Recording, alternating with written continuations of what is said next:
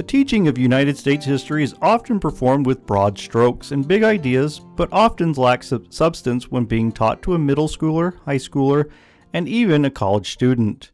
There is often too little time for a teacher to deep dive into a particular era without jettisoning other historical information.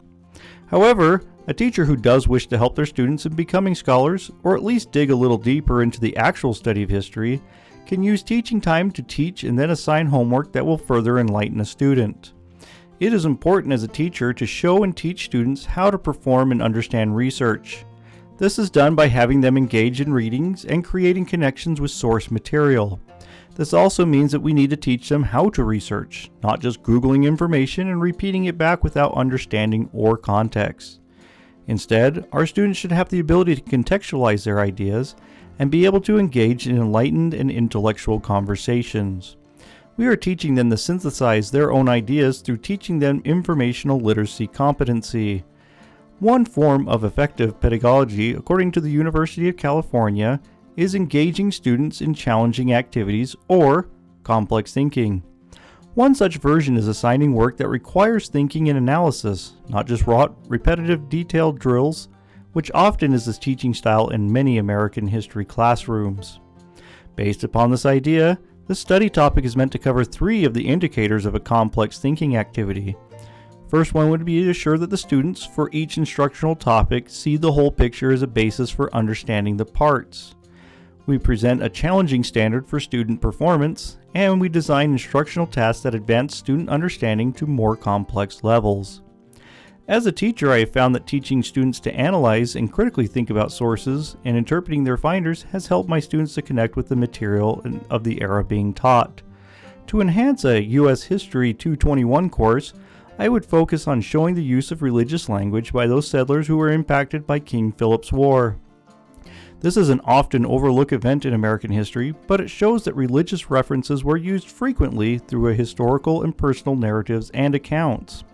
Often, in history classes, I have found myself wanting more information about the United States' most devastating conflict, but also to understand the society that fought the war itself and their views. In the war, 1 in 10 soldiers on either side died, and thousands of homes were burned and entire villages were wiped out.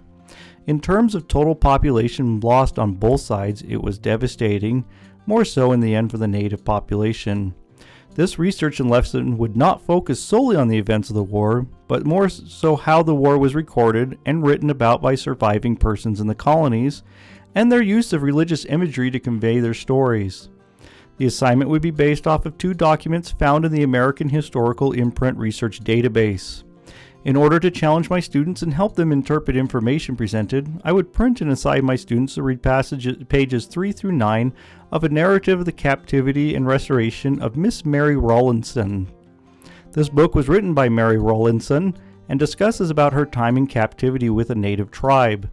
In this reading, students would be challenged to assess the validity of the information written by Mrs. Rawlinson and then decide if her account would inflame tensions between the natives and colonists or if it could be discounted as a fabrication. Students reading this information should be able to gain insight into the fears that the colonists were experiencing during the times of native warfare, as stories like these became the standard fare of the period. Also, students should be tasked with understanding Miss Rawlinson's worldview through the language she uses in describing the events around her. She uses biblical references in her written work to demonstrate her faith, and this style of writing can be linked to that of the next research piece. Next, I would print and assign my students to study pages 1 through 6 of the print, A Brief History of the War with the Indians in New England by Increase Mather. The students would be directed to study the religious views that the colonists held in justification of the war and their actions in the war itself.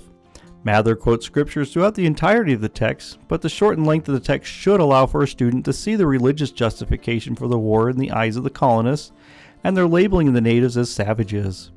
Students' expectations would be to look for and identify religious writing and the text used in the document using critical thinking skills and explanatory language on how religious themes were used to attempt to sway the reader to the justness of the writer's cause and or the righteousness of the colonists' actions during King Philip's War.